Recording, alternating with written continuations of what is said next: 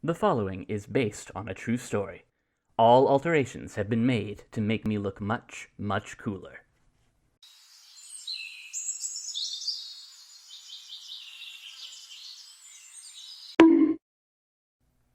Ugh. 7 days in the wilderness looking for a stupid treasure chest. So hungry. But I really, really don't want to eat mushrooms again. Ugh, disgusting. But the only other food I have on me is this chocolate coin. I mean, I guess I could eat it as an appetizer. Wouldn't fill my stomach, though. And then I'd be out of money. Wait, what is. Wow. I wouldn't have thought they needed a lottery cart in the middle of the forest, but what do I know about economics? Hey, if I win, I can get lots more chocolate coins. Enough for a meal. A delicious, delicious meal. Let's see how this works. Alright, so there are 3 different lotteries. Each one costs 1 coin to play. The first game has a 100 coin prize. The second has a 1,000 coin prize with a 50 coin second prize. And the third, a 1 million coin prize with a 50,000 coin second prize. If I got that million coin prize, I'd never have to work a day in my life again.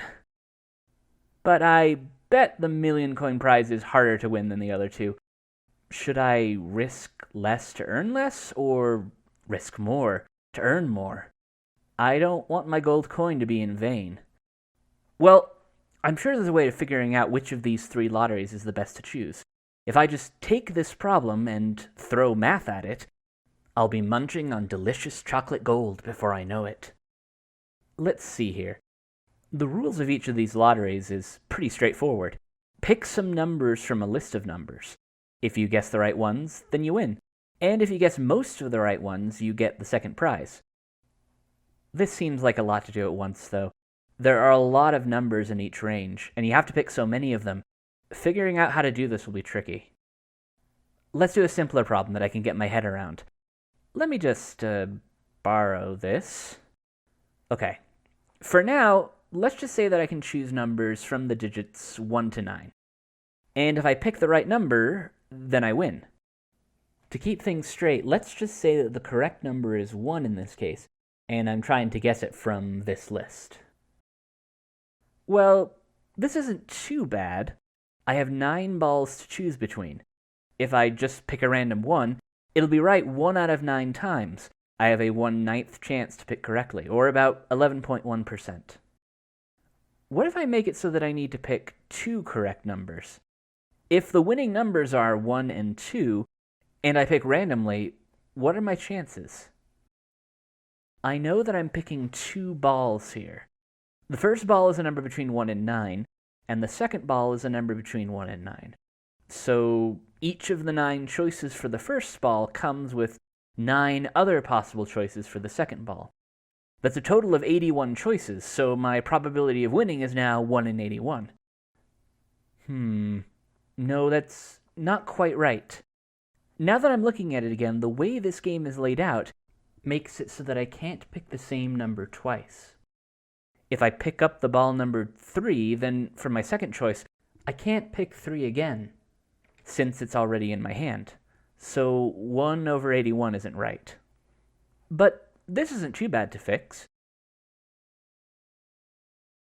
Now I have 8 choices for the second ball. It's 9 times 8 combinations, not 9 times 9. So there are 72 choices, and my chances are 1 in 72. I have to have it correct this time, right? Wait, there's something else I'm missing here. These lottery rules don't say that I have to pick the balls in a certain order. As long as I pick all the correct numbers, then I win the prize. So if the winning numbers are 1 and 2, there are 2 ways for me to win. I could pick the 1 ball first and the 2 ball second, or I could pick the 2 ball first and the 1 ball second. That means that what I thought were 72 different options are actually just 36, since an option and its reverse are the same result.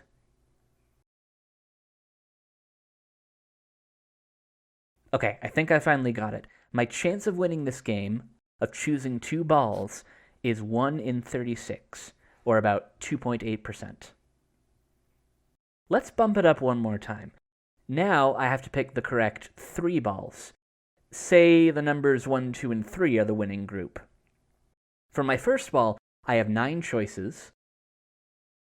For the second, I have 8. And for the third, I have 7 choices. So the number of different drawings is 9 times 8 times 7, which is 504. I know that some of these count as the same, though. Picking a 1, then a 2, then 3 gives me the same prize as picking 1, then 3, then 2. It's more complicated than just dividing by 2, though. How many different ways could I draw the numbers 1, 2, and 3? Let me just mess around a bit with this.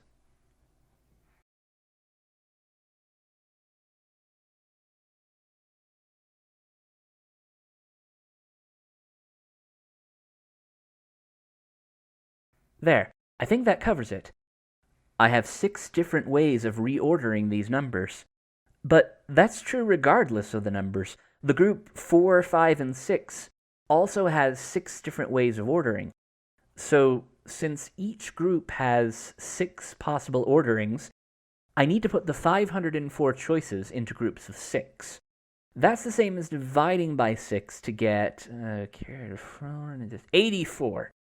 So there are 84 groupings of 3 numbers, which means my chances of winning are 1 in 84, or about 1.2%. Doing this by hand is already a bit laborious, and I imagine it gets worse when I get to the actual lotteries. But this work does remind me of something. Let's just see if I have it in my bag. There we go. Combinations. If I have n objects, and I want to choose k of them, so that each choice is distinct and ordering doesn't matter, I can calculate n choose k, which has this formula. The exclamation mark is the factorial, and that basically means I multiply a number times all the natural numbers smaller than it. But does this work? Let me try the example I just did. I have 9 numbers to choose between, and I want to pick 3 of them. Then, doing a little math magic,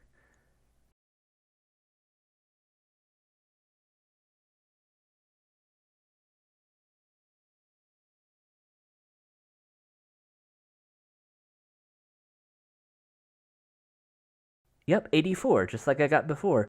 And I even saw the same steps that I did by hand in that formula.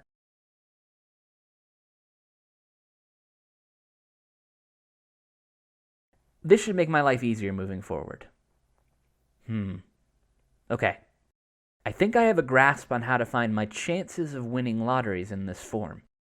But I haven't handled one part of the actual lotteries, the second place prizes.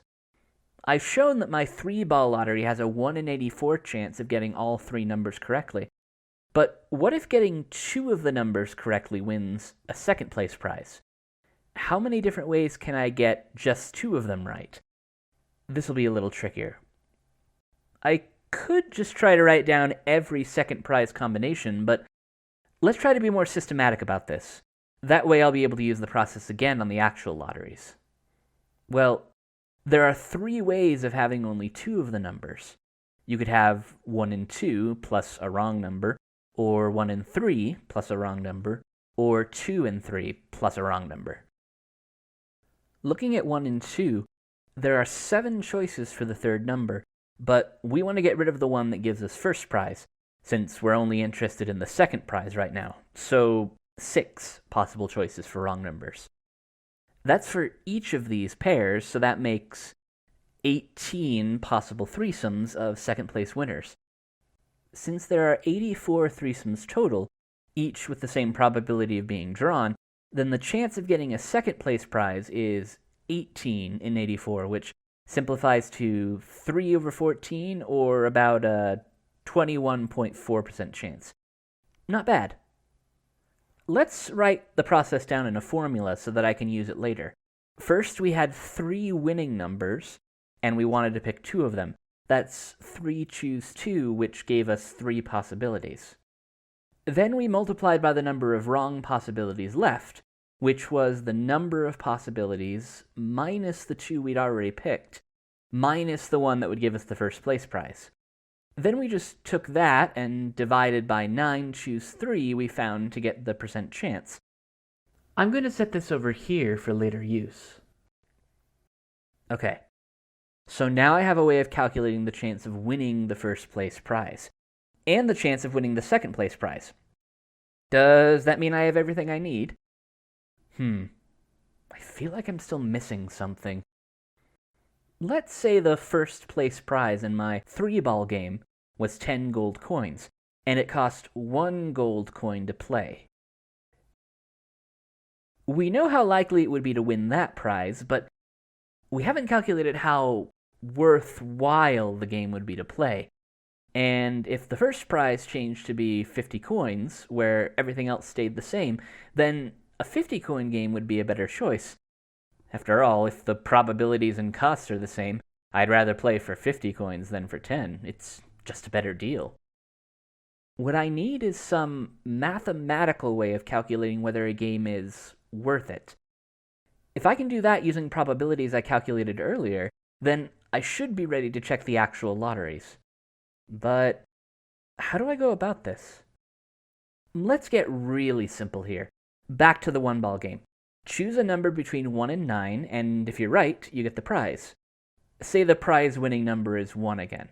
Well, the nice thing about the lottery is that, assuming I have the cash, I can buy more than 1 ticket. Of course, if I had the cash, I would just eat it, but let's ignore that for now. So if I did have the chocolate coins, and I was really desperate to win, I could just play 9 times, picking each of the 9 numbers. Then I'd be guaranteed to win. If each ticket cost 1 coin, that would cost me 9 coins. Hold on a second. The size of the grand prize is important here. If the grand prize were 5 coins, then buying all of the tickets would be a waste of money.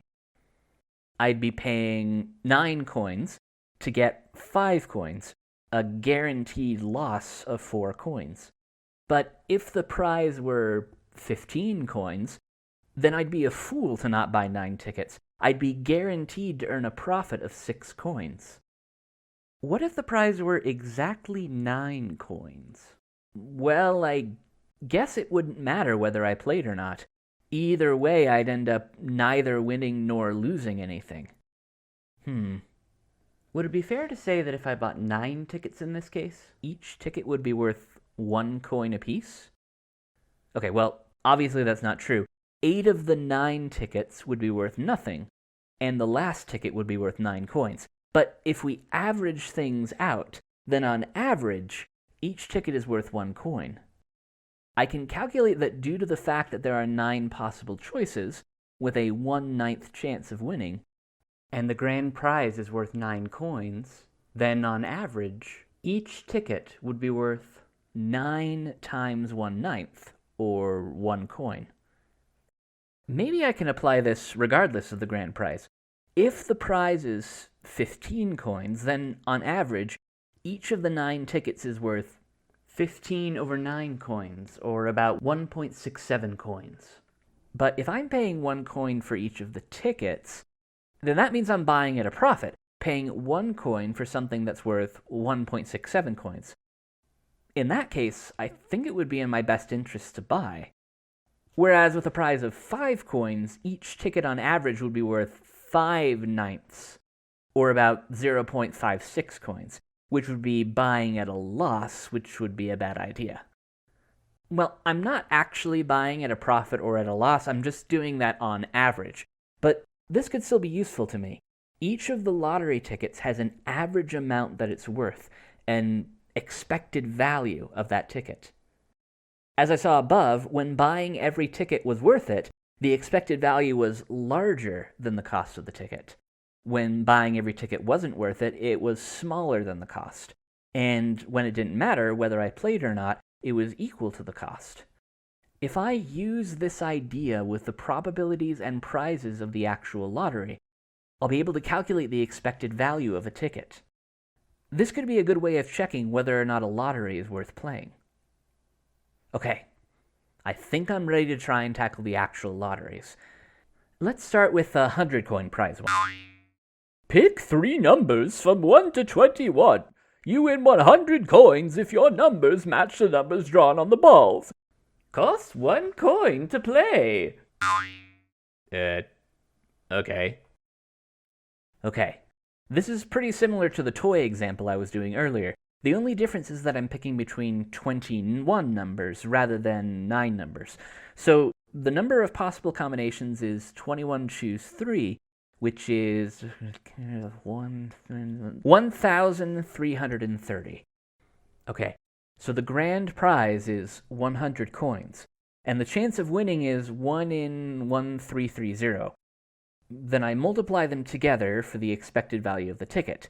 That's 100 in 1,330, or 10 in 133, which is about 0.075 coins. Definitely worth a lot less than the cost of admission. I think I'll skip this one. Now to the second lottery. Pick 4 numbers from 1 to 21. You win 1,000 coins if all 4 numbers match the numbers drawn on the balls. And you win 50 coins if 3 of your numbers match. Costs 1 coin to play. Thanks. Now we're picking 4 numbers instead of 3. So the number of possible choices of 4 numbers is 21 choose 4, which is 5,985. Yikes. So if the grand prize is 1,000 coins, then a ticket will be worth 1,000 times 1 over 5,985 coins, which rounds out to about 0.167 coins. Wait a moment, that's not quite true. It's true that that's how much expected value I get from the grand prize, but that's not the only prize that the ticket can win. The second place prize needs to be a factor too. Alright, let's use the same process I used earlier. Among 4 numbers, there are 4 choose 3, or 4 different ways of picking 3 of the numbers. There are 21 numbers total. We subtract 3 for the numbers that have already been picked, and 1 for the number that would win if it were the grand prize, which gives us 17 possible other choices. So that means there are 4 times 17, or 68 combinations that are in the second prize. The chances of that happening is 68 out of 5,985. Since the second prize is 50 coins, the expected value from the second prize is 68 over 5,985 times 50, which rounds out to about 0.568. Putting that together with the expected value from the first place prize, the total expected value of a ticket is about 0.167 plus 0.568, which is 0.735 coins. Much better than the expected value from the first game, but it's still less than the coin cost of the ticket. I think I'd better not play this one either. Now for the big one. Oh boy. Pick 5 numbers from 1 to 70. You win 1,000,000 coins if all 5 numbers match the numbers drawn on the ball, and you win 50,000 coins if 4 of your numbers match. Costs 1 coin to play. Right. Well, this is going to be a joy to calculate. So, with 5 balls chosen from 70 numbers, the number of combinations is 70 choose 5, which is 12,103,014. So the expected value of a ticket for the first place prize is 1,000,000 times 1 over 12,103,014. For the second place prize, we have 5 choose 4, or 5, different ways to pick 4 of the correct numbers. Out of 70 numbers, we subtract 4 for the number we've already picked, and 1 for the number that would get us the grand prize. So that's 65 wrong number possibilities. Multiply that by 5 to get 325 second place combinations. Then the expected value from the second place prize is 50,000 times 325 over 12,103,014. Putting all of that into the grinder, we get a total expected value of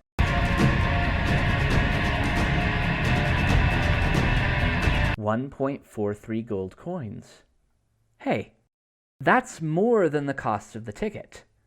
So, each ticket on average is worth more than the 1 coin I spent to buy it. So that's it.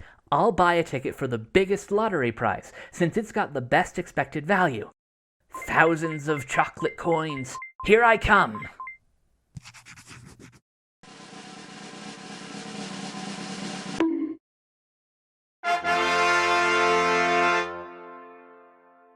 Oh. I guess I forgot something. The expected value of a ticket is an average. I still only had a 0.00003% chance of winning. So even if it was a good value probabilistically, that doesn't mean that I was in any way guaranteed to make a profit on one ticket. Guess I should have listened to my math teacher's warnings about probability. Oh well, more mush for me. Yay.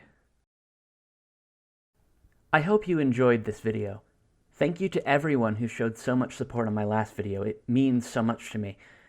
I don't know how long it's going to be between videos with having to juggle other responsibilities, but I'll do my best to keep creating math videos that I can be proud of. I hope that you'll continue to watch them. Thanks again, and see you in the next one.